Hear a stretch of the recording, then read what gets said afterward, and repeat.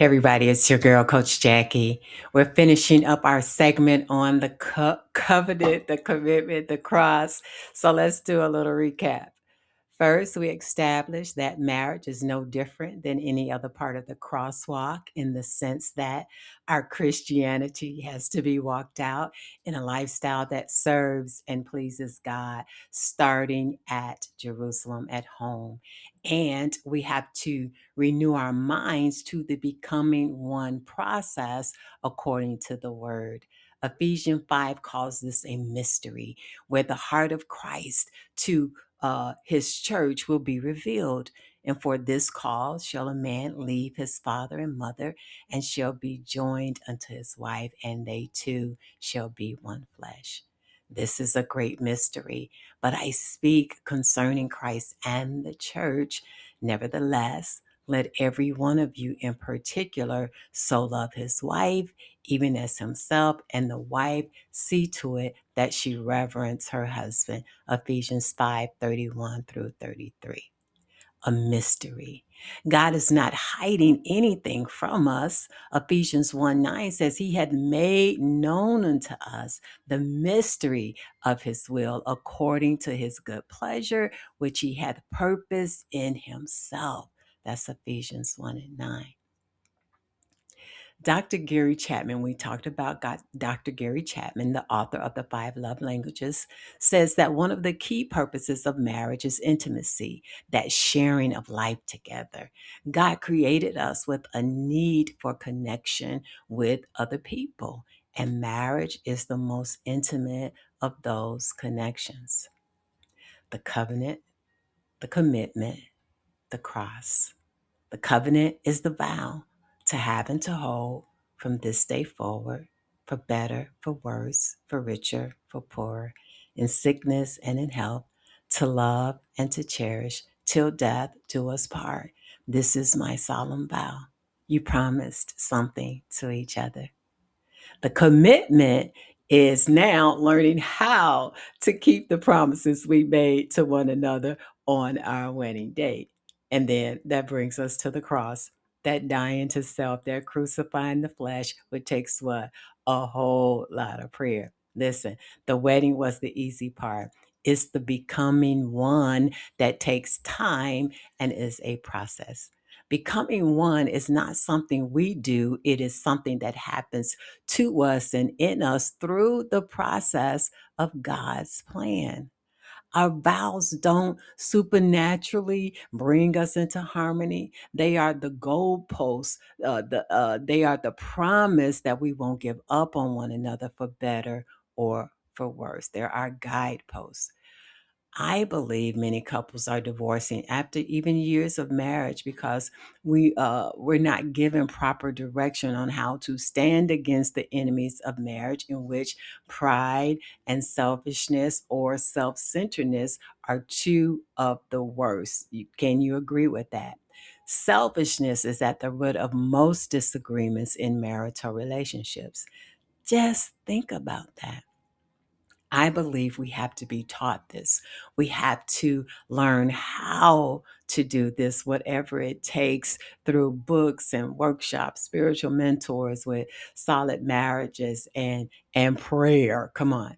Communication, another one, is huge. We have to learn how to communicate and share our thoughts and our feelings in a way, in a manner that our spouse can receive it. Now, this takes growth on both our parts. We also have to listen. I mean, really listen without thinking of our comeback or our defense while the other person is expressing themselves. We have to understand what love really is and know how to express it. Real love, y'all, is a choice, it's not a feeling. And we need to know that we can show love to our spouse even when they're unlovely, even when we don't feel love or even like them at the moment.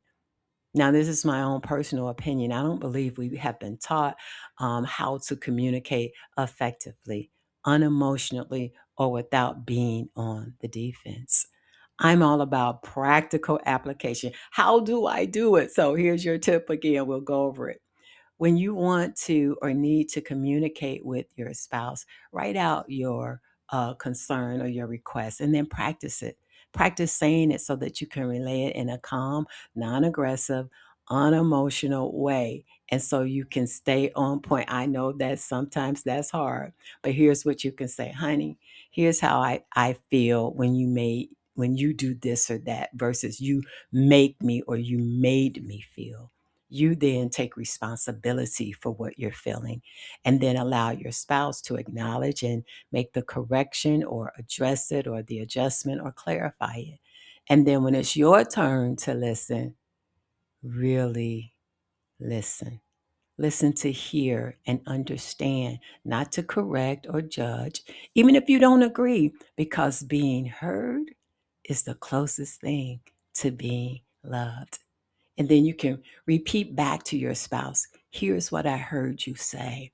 This provides the opportunity for clarification. I would like to recommend that you take, if you haven't, the five love language assessment.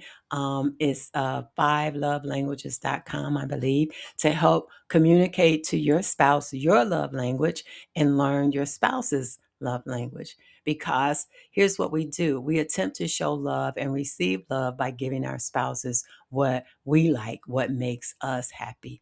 But what makes us happy may not necessarily be your spouse's love language. And so then we have a miscommunication, right?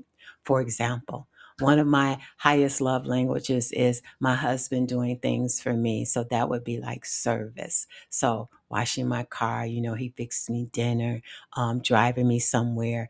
And for him, it's spending time with him.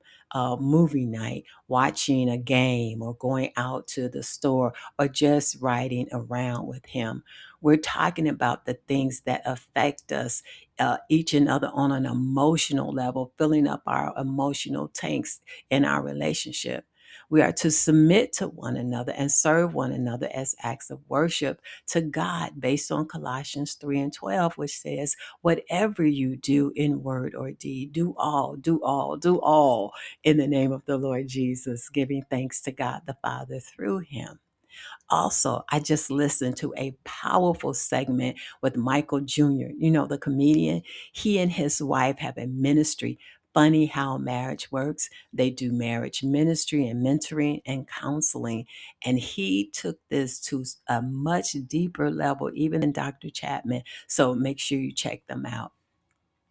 So, the bottom line, or as Solomon would say, the conclusion of the matter is this: reject the world's ideas and ways and embrace biblically based instructions from Psalms 1 and 2. Acknowledge and reject worldly ideas about marriage, relationship, sex, and life. How blessed is the man who does not walk in the counsel of the wicked, nor stand in the path of sinners, nor sit in the seat of the scoffers. That's Psalm 1. And then understand, affirm, and embrace biblical ideas about marriage, relationships, sex, and life. But his delight is in the law of the Lord, and in his law he meditates day and night. Psalms 1, 2. Now, this concludes this segment.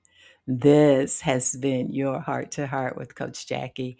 Remember to subscribe to the channel, like, comment, and share.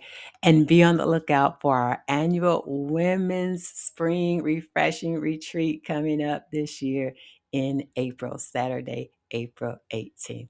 Blessings.